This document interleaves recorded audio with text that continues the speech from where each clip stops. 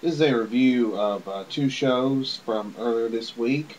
The two shows in question are Bigfoot Truth and Lies for Tuesday, December 14th, 2010, and also Sasquatch Watch Radio for December 15th, 2010. It was a special one night only show for Sasquatch Watch Radio. I'll get to that in a little bit. But I want to get to Bigfoot Truth and Lies. It was a great show.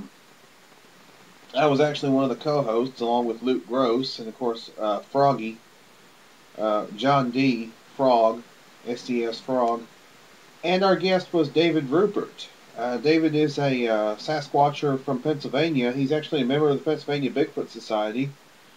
Our good friend Eric Altman, and he did a great job for a guy who'd never been interviewed on a radio show before. He did a really great job referring to David Rupert. He talked quite a bit about some of the things that he's investigated. He's looked into sightings. He's looked into footprints and reports, especially in the Chestnut Ridge. He's investigated various things in the state of Pennsylvania. Now I think he said he had maybe heard of Sasquatch, perhaps. Maybe found some footprints. Maybe even found some evidence, such as tree twists, things like that. But he's never actually seen a Sasquatch. Which that wasn't a strike against him, I don't think. And there were lots of great questions from the chat room from various folks, just really asking some really terrific questions. Laurie Phillips kind of took the lion's share of the questions. She asked some really great questions to Dave. Asked him about what he thought about certain aspects, such as ecology and annual rainfall, things of that nature. I thought that was interesting. We got to talking about that. I got to talk about quite a bit about annual rainfall, how it correlates to certain states, things like that, how it correlates to sightings, to reports. I got to talk about. I got to ask him about his opinions on those things. I got to ask him about what he thought of. I think I kind of asked him about. I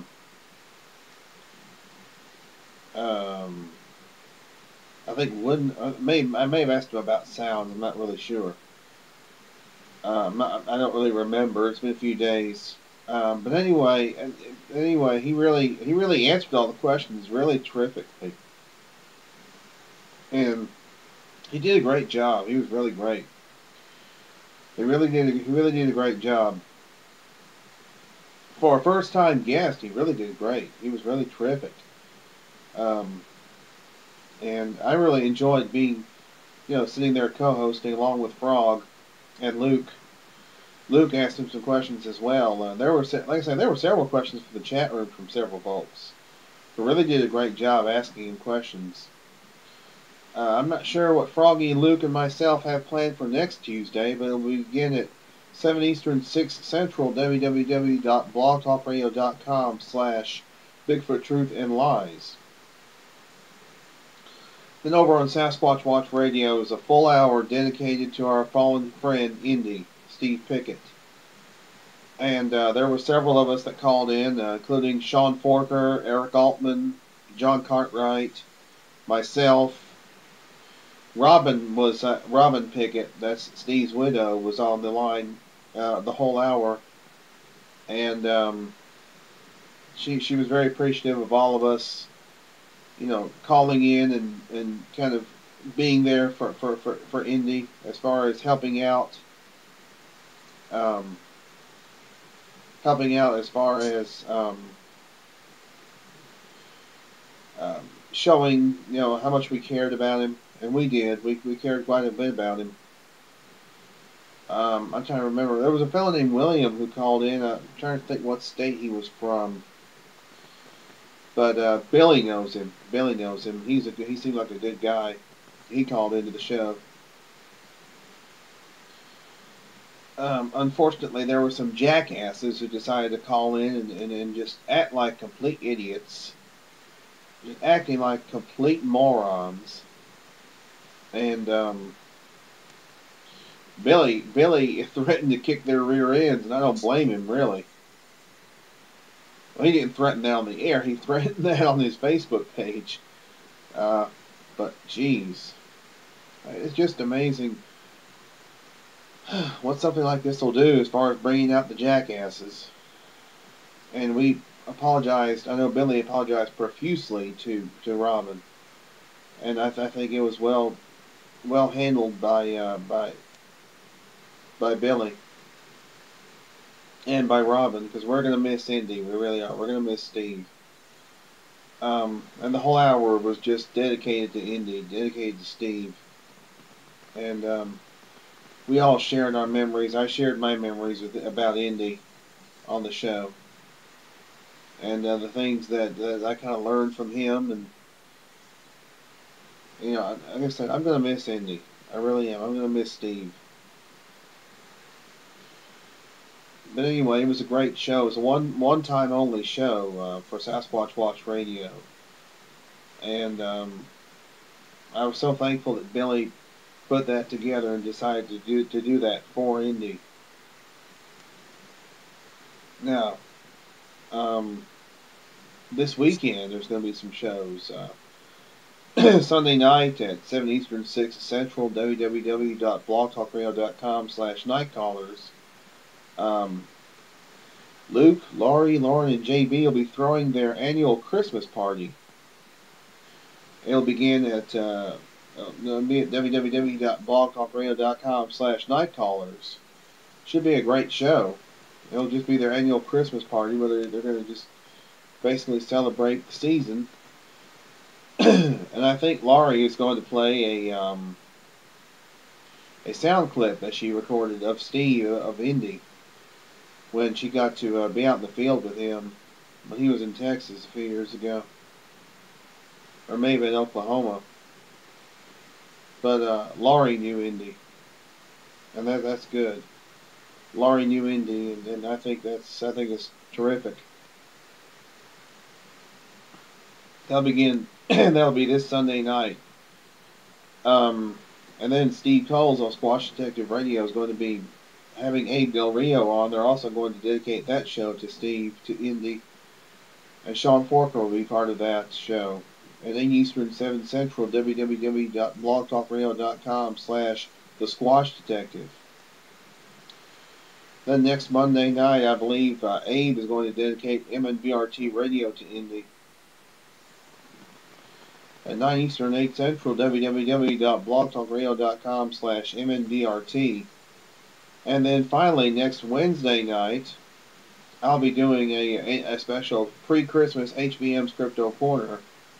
8 Eastern, 7 Central, www.blogtalkradio.com/HBM's-Crypto-Corner.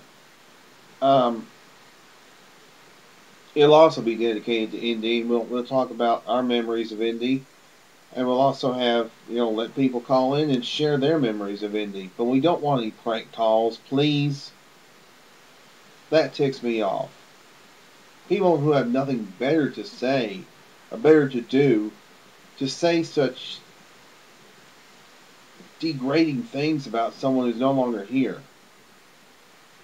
I think it's rather unfortunate, and I think those people should be drawn and quartered, if you ask me.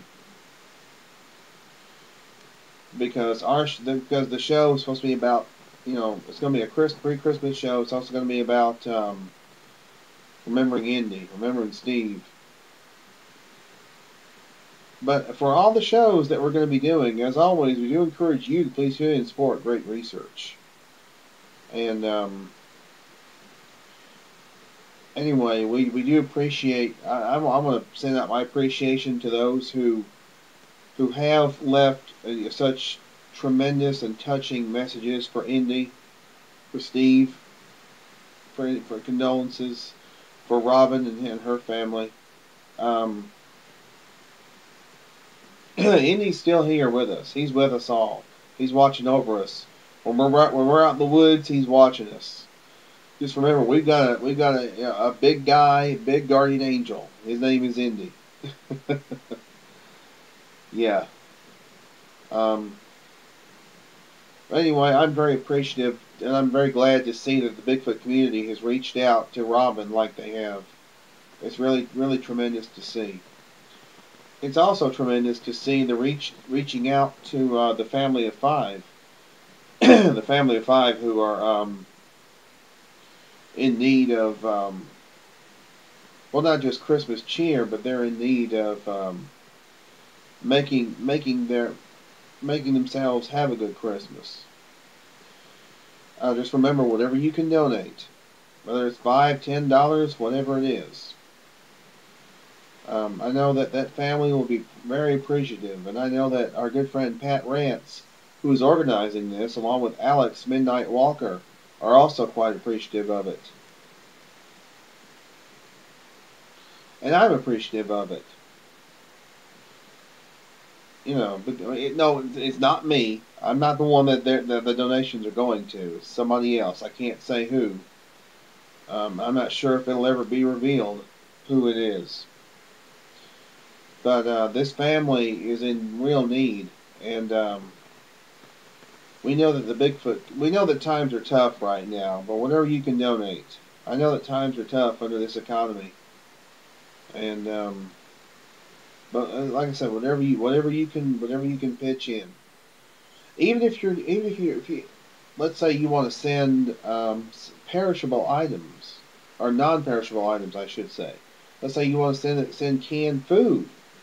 I'm sure Pat would accommodate you on that. If you want to send canned food, that's fine too.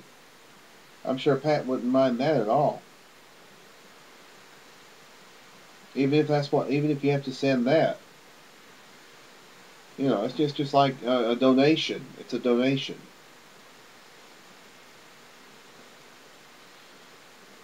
But anyway, we are appreciative of that, and let's all remember those less fortunate than us this Christmas season. I know that there are those who are out there who need that assistance and need that help, and we should think of them and have compassion for them this Christmas season. But not just on Christmas, but every day of the year. We should show that compassion. We should have that Christmas spirit all the other 364 days of the year.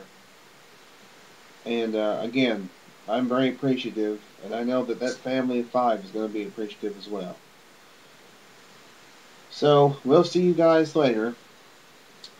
That's all from this end, and y'all take care. We will see you hopefully Sunday night on Night Callers Radio.